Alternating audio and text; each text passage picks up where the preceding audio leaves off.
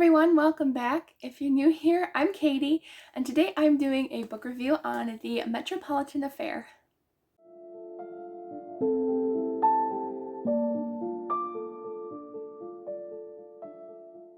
The Metropolitan Affair is Jocelyn Green's newest release, and if you can believe it or not, it's actually my first by the author. I have been wanting to read her books for quite a few years, but just never picked one up. But I'm honestly glad I did, because I would definitely be wanting to check out more of her books. I really enjoyed this one. This was honestly a cover pick because, this cover, and it had my favorite buzzword, or one of my favorite buzzwords, which is Egypt.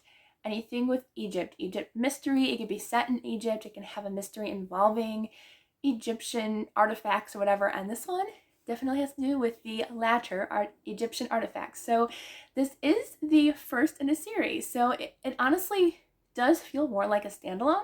So I don't know where she's going to go with the second book, but let's see. The series is called, I forgot what it's called. It's called On Central Park. So we will see what the second one entails.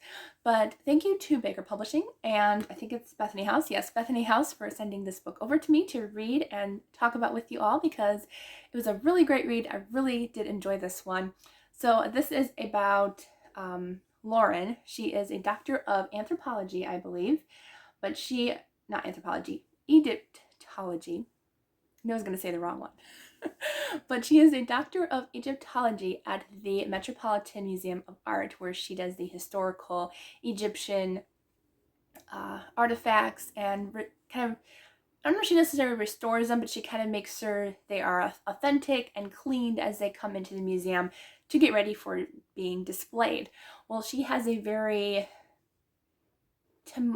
tumultuous, is that the word? Relationship with her father, and they're kind of not really at each other's throats, but he was never around when she was younger. He was always off on adventures in Egypt or other places in that area looking for artifacts, and just kind of out of her life. And so he all of a sudden appears back into her life as she's working for the Met, and he kind of wants to get back to being a father to her, and she's not sure, if she wants that, but even though in her heart she really does, that's what she's always wanted. But then she ends up getting involved with an old boyfriend of hers who really wasn't a super boyfriend. They were honestly more friends growing up, but they end up getting back together for work because he is a cop who is looking into cases of Egyptian artifact forgeries, and he knows she is an expert at finding forgeries. So he enlists her work to discover the elite society of New York and see, because they have private collections. So he wants to make sure that they're real for their sake, and to find out, who's a forger, why are they being transported to these people in New York. And so there's a mystery involved. It definitely did not go the way I thought it was going to go. I had high hopes for some parts, and then I was like, oh, not to spoil anything, but it did not go as the way I thought, and it did have some good surprises at the end. So I did really enjoy this one. I definitely be wanting to try more of her books, and I cannot wait for the sequel because I feel like it's going to be really good.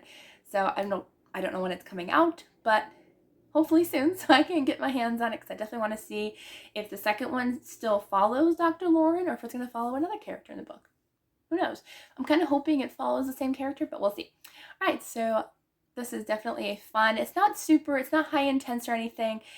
I love the mystery. I love that, it was all kind of set around Egyptian artifacts. As I said, that's definitely one of my buzzwords for books. I love Egyptian artifacts and the Egypt culture, so I thought that was really neat. And yeah, so definitely check it out if you want something just fun, a good mystery, a little bit of romance. It has a little bit of everything that I think you'll like.